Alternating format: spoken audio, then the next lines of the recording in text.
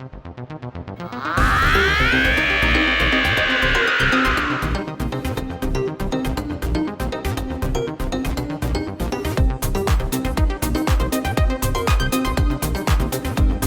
me show you what fusion can do!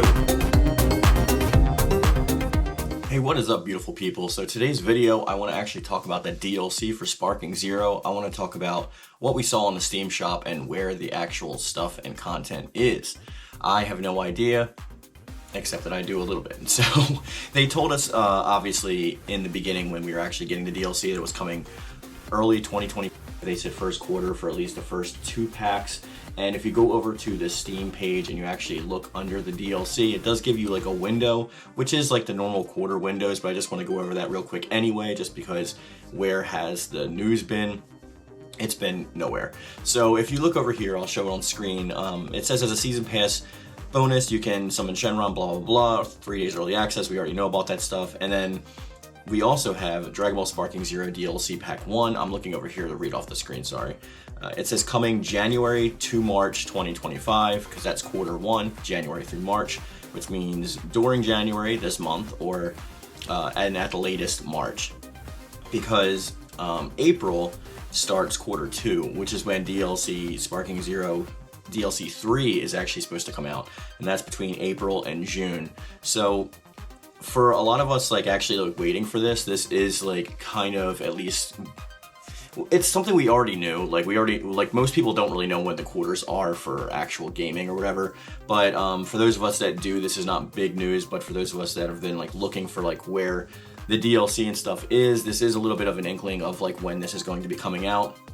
But it also comes with some kind of other negative topics, I guess, because when we're talking about what is the DLC going to come after DLC Pack 3, because DLC Pack 1, 2, and 3, people are excited for, I think, a little bit more after Daima has been airing, but it's just Dragon Ball Super superhero stuff, and then which has like already been in Xenoverse and stuff like that, so it's kind of like underwhelming to say the least, unless you like really want those characters, which I'm assuming most people do want, like Beast Gohan and stuff like that, but it's also gonna have the Gammas and Piccolos and stuff like that. So DLC Pack 2 is just going to have Dragon Ball Daima characters, which they've already revealed, Glorio and Vegeta. Still not sure yet how many transformations are going to come with this. Is Vegeta going to get his Super Saiyan 3, spoiler alert, transformation that he had just recently had in like 2 episodes ago of Daima, or any other characters like that? Like, we do know that all of Goku Daima's transformations thus far are probably going to come out, which means Super Saiyan and Super Saiyan 2. I don't know if both of those are going to be included, but I would assume that they would, because there's not many characters they can actually add from Daima thus far, unless we're getting into obscure characters that really haven't shown much of fighting.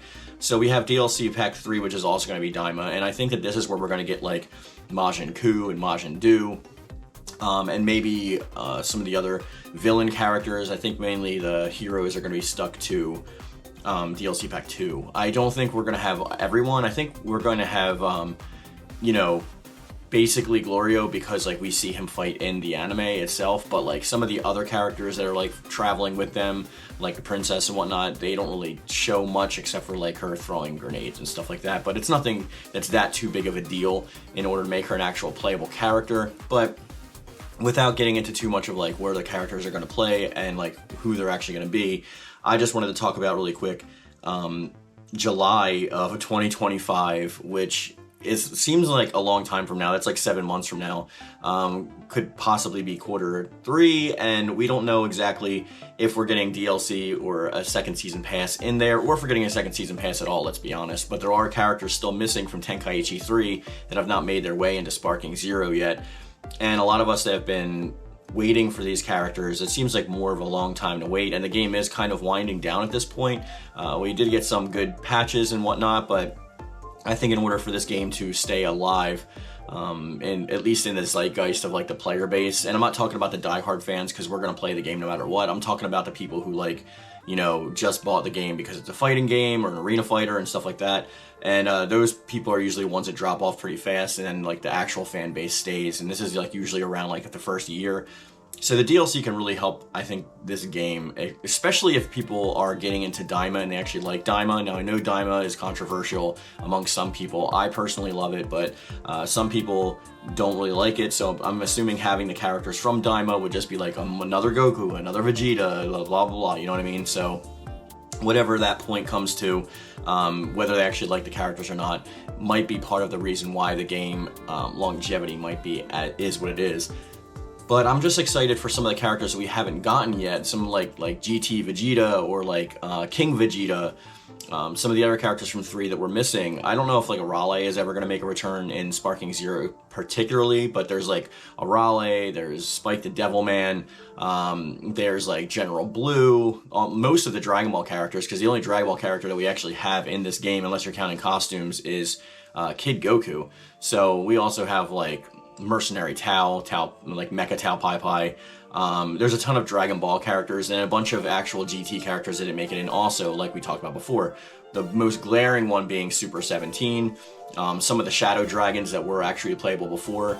Like we also, like, you know, Nova, Ice Shenron, stuff like that. Characters that were actually in Tenkaichi 3 that have not translated thus far over into Sparking Zero yet. And my original thought was that they did that to make more DLC after this kind of stuff, but we can't 100% be positive. I would assume it would be wild for them to cut out Super 17 and some characters like that, especially for me personally. Like, I really want GT Vegeta in the game, because the only games that GT Vegeta is technically in as a playable character is Xenoverse 2, which he was added as DLC like super late into that game's lifespan, and Dragon Ball Z Infinite World for PS2, which is technically Dragon Ball Budokai 4. Those are the only 2 times you can actually play as GT Vegeta, and it's just nice to have GT Vegeta transform into Super Saiyan and then be able to directly transform into Super Saiyan 4, as opposed to just having like Super Saiyan 4 as a standalone character, or worse off in the earlier Budokai games, like they had like Buu Saga Vegeta transform into Super Saiyan 4, which I was never really a big fan of. I don't know, like it's fine or whatever, but like I prefer GT Vegeta to actually be playable and transform into Super Saiyan 4 itself. So there are some things there that like would really make the game a lot better in my eyes. Like, I will admit that like the roster did surprise me when we finally got the final roster of like how many characters are actually going to be in the game, because like for those of us that know before the leak actually happened, it was debatable whether GT was even going to make it in or not. And I feel like Dragon Ball Original did get shafted a lot. And there's an overrepresentation of Dragon Ball Super versus like the other two. But I think like when it comes down to it, like if we're going to have a ton of Daima characters in here, which I don't know if it's going to be a ton, because we have 20 plus characters spread amongst the 3 packs, which includes transformations. So I still don't think this is going to be like that big or wild of a deal to have a ton of characters, which is why I think maybe some of the forms are not going to be in there. Like maybe we'll have Super Saiyan Goku Mini, but we're not going to actually have like Super Saiyan 2, and Vegeta is debatable whether we're actually going to have Super Saiyan 3 or not. I don't know if that's going to come later, or if like since it's already aired in the anime, if they're going to wait for the English dub for that to come out, which just starts in January. I think January 20th the English dub starts.